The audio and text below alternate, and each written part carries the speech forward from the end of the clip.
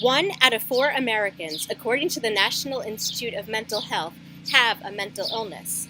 We know that depression, bipolar disorder, and schizophrenia are biologically based brain disorders. But is it okay to call out from work because you're too anxious and depressed to get out of bed, like you can call out for a stomach virus? People don't want other people to know that they're in therapy or seeing a psychiatrist because of stigma. And people sometimes don't get the help they need because they're afraid of what other people might think. And just like slaves and criminals in ancient Greece had their skin cut or burned as an outward sign of their disgrace, today an individual who has a mental illness may feel a secret shame.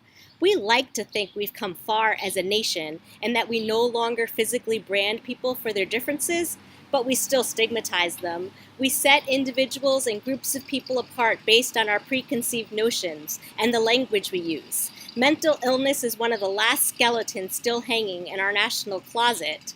We admire cancer survivors for their grit, applaud the LGBTQ community for coming forward. But what about the elementary school teacher who has bipolar disorder? I've been to numerous mental health awareness events, and I never hear anyone mention mental health pride.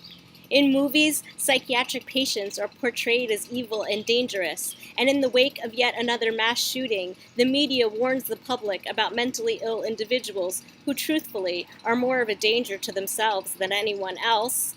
I dream of a day when we can sit and have a conversation about mental health as openly as we do about heart disease or diabetes, but stigma holds us back.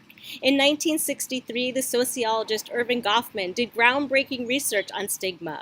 We know that perpetuating stigma of mental health in society has far-reaching social and economic consequences.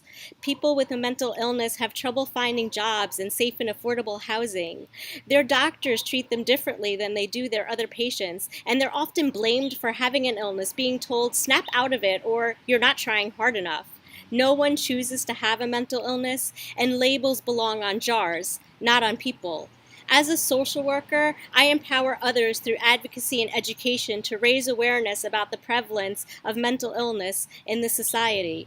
All social workers are expected to conduct themselves according to the precepts of the National Association of Social Workers Code of Ethics. We must fight for social justice, and we must uphold the value and dignity of all individuals. But we cannot do this alone. We need your help.